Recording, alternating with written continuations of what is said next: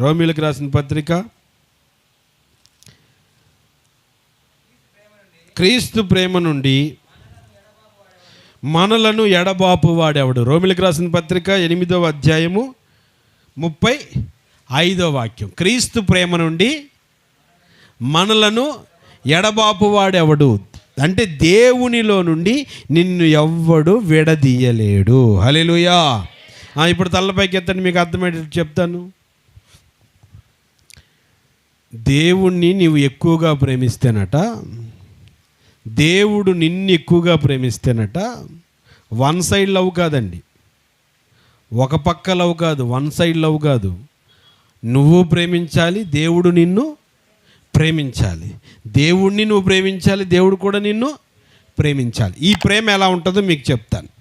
చాలామంది విశ్వాసులకు బోధిస్తూ ఉంటా, నీవు దేవుణ్ణి ప్రేమించావనుకో, ఎంతమంది ఎన్ని మాటలు చెప్పినా విడిచిపెట్టి ఉండలేవు. హల్లెలూయా. అది ఈ దైవ ప్రేమ. లోక సంబంధమైన ప్రేమలే ఉన్నాయనుకోండి, ఆ ప్రేమకి మా అమ్మ నాన్న కూడా వదిలేసి వచ్చేస్తా. అమ్మ నాన్న 25 సంవత్సరాల ప్రేమ, ఈడి ప్రియుడి ప్రేమకి ఏమైపోతుంది? ఆ ప్రేమ తేలిపోతుంది. ఇన్ని సంవత్సరాలు నీకు పుస్తకాలు కొనిచ్చి, బట్టలు కొనిచ్చి, అన్నం పెట్టి, కడుపు నిండా అన్నీ పెట్టి, నీకు అన్నీ చేసి, రోగాలు వస్తే హాస్పిటల్కి పరిగెత్తుకుని వెళ్ళి అన్నీ చేస్తే, ఆడెవడో 4 రోజులు పరిచయమైన తర్వాత అమ్మా నాన్న వద్దంట. ఏం ప్రేమ అది? యవనస్తుల ప్రేమ, లోక సంబంధమైన ప్రేమ. ఈ 25 సంవత్సరాలు లేదా 23 సంవత్సరాలు లేదా 18 సంవత్సరాలు, ఇప్పుడు ఇంకా 10th క్లాస్కే పిల్లలు లోక సంబంధమైన మాయల్లో పడిపోతారు. సరే 16 సంవత్సరాలు అనుకుందాం. ఈ 16 సంవత్సరాలు నీ తల్లిదండ్రులు నీ కోసం ఎన్ని అగచాట్లు పడ్డారు, నీ కోసం ఎన్ని బాధలు పడ్డారు. కానీ ఎవడో వచ్చి ఒక లవ్ లెటర్ ఇవ్వగానే, ఎవడో వచ్చి ఏదో చేయగానే, ఎవడో వచ్చి నీకు ఏదో కొనివ్వగానే నీ ప్రేమ ఏమైపోతుంది? తల్లిదండ్రుల ప్రేమని విడిచిపెట్టి ఆ ప్రేమలో పడిపోతున్నాం. అర్థమవుతుందండి? ఆ ప్రేమలో పడిపోయి, ఇది మనుషుల ప్రేమ నేను చెప్తున్నా, ఆ ప్రేమలో పడిపోయి వాడు ఎప్పుడు రమ్మంటే అప్పుడు పోవడం, ఆమె ఎప్పుడు రమ్మంటే అప్పుడు పోవడం. ఏమండి, ఎప్పుడు వాళ్ళు ఎక్కడికి వెళ్ళాలంటే అక్కడికి వెళ్ళడం, ఇష్టానుసారం. ఎంతమంది వచ్చినా చావనైనా చస్తాం కానీ, చెప్పండి, చావనైనా చస్తాం కానీ మమ్మల్ని ఎవడు అని అంటున్నారు వాళ్ళు. అది లోక సంబంధమైన ప్రేమ. కనీసం మనం దేవుణ్ణి అంత ప్రేమించగలిగితే ఎవడైనా విడదీయగలరా? అర్థమవుతుందా నా మాట? నీవు దేవుణ్ణి అంత ఎక్కువ ప్రేమించావనుకో, అస్సలు విడదీయలేరు. హల్లెలూయా. ఆ ప్రేమ వర్ణనాతీతం, ఆ ప్రేమ వర్ణించలేం.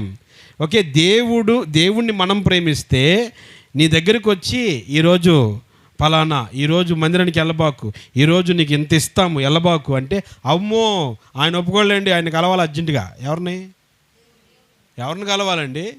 అమ్మో ఆయన కలవాలి, నేను ఆయనతో మాట్లాడకపోతే నాకు నిద్ర పట్టదు, మళ్ళీ నాకు తేడా మనసంతా బాధగా ఉంటుంది, నేను అర్జెంటుగా ఆయన కలవాలి. ఎవరైనా నా దేవుణ్ణి కలవాలి, నా ప్రభువుని కలవాలి. హల్లెలూయా. ఎంతమంది వచ్చి ఎంత ఆపాలని చూసినా ఈ నిజంగా ప్రేమించినోడు ఎత్తుకుని వెళ్ళిపోదాం. మా నాన్న, నువ్వు నిజంగా దేవుణ్ణి ప్రేమిస్తే వాళ్ళు ఎన్ని ఆపాలని చూసినా, బంధువులు అట్లా వస్తున్నారనుకో, నాయన నిజంగా నువ్వు దేవుని ప్రేమిస్తే వీళ్ళు ఇప్పుడు వస్తున్నారేంటి నా ఇంటికి శుభమా అనిపిస్తుంది, నువ్వు నిజంగా దేవుని ప్రేమిస్తే. లేకపోతే ఏమనిపిస్తుందో తెలుసా? నువ్వు ప్రేమించకపోతే, మంచి టయానికి వచ్చారు, పాస్టర్ గారికి సాకు చెప్పుకోవచ్చులే, మంచి టయానికి వచ్చారు వదినమ్మా, అన్నయ్య రండి ఈరోజు పులస పండుగ చేసుకుందాం, చేపల పండుగ చేసుకుందాం అనుకుంటారు. నిజంగా దేవుని ప్రేమించేవానికి ఏమో, అబ్బా ఇప్పుడు వచ్చారండి మీరు, మంచిగా వండుకుందాం కొరకు ప్రాకులాడుతూ ఉంటారు. హల్లెలూయా. అందుకే అంటారు, నువ్వు నిజంగా దేవుని ప్రేమిస్తే నిన్ను ఎవడాపగలడు? అక్కడ ఆపేవి ఏంటో కూడా రాశాడు. ఏమేమి ఆపుతాయి తెలుసా? చదవనా, దానమన్నా? అది మొదటిది శ్రమ అయినను, బాధ అయినను, హింస అయినను, కరువైనను,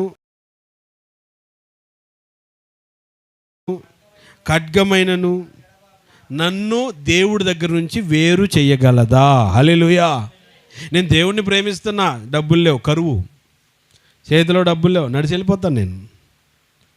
లేకపోతే ఎవరైనా లిఫ్ట్ అడిగి వెళ్ళిపోతా. నేను ముందు ఆయన దగ్గరికి వెళ్ళాలి, నేను ఆయన దగ్గరికి వెళ్ళాలి అంతే అని ఫిక్స్ అయిపోయి ఆ కరువు వచ్చినా నిన్నేమీ చేయలేదట. హల్లెలూయా. ఖడ్గం, మందిరానికి వెళ్తే సంపుతా, కాళ్ళు ఇరగొడతా, ఏవైనా చేసుకో, వచ్చిన తర్వాత చేసుకో, ఇప్పుడు ముందు నన్ను వెళ్ళని, వచ్చిన తర్వాత ఏదైనా చేసుకో, ముందు నేను వెళ్ళిపోవాలి, నా ప్రభుని స్తుతించుకోవాలి. హల్లెలూయా. ఉపద్రవమైన వస్త్రహీనత అయిన ఈ వస్త్రహీనత అనంటే బట్టలు లేకపోయినా ఉన్న బట్టలు ఉతుక్కుని శుభ్రంగా మంచిగా కట్టుకుని నా దేవుని దగ్గరికి వెళ్ళిపోవాలి. హల్లెలూయా. అట్లాగా మనము దేవుని రాజ్యం కొరకు సిద్ధపడతామంట. ఆ ప్రేమలో నుండి ఎవ్వడు వేరు చెయ్యలేరు. హల్లెలూయా. ఓకే, టాపిక్ అర్థమైంది కదా. దేవుణ్ణి మనం ప్రేమిస్తే రూట్లు ఎత్తుక్కుంటాం. ఎట్లా పోదాం దేవుడి దగ్గరికి? మందిరానికి ఎలా వెళ్ళిపోదాం? ఏ రూట్లో వెళ్తే బాగుంటుంది, ఏ విధంగా వెళ్తే బాగుంటుందని రూట్లు ఎత్తుకుంటాం. ఇది నిజంగా ప్రేమిస్తే. ఇప్పుడు దేవుడు మనల్ని ప్రేమిస్తే అది నేను చెప్పాలనుకుంటున్నాను. హల్లెలూయా.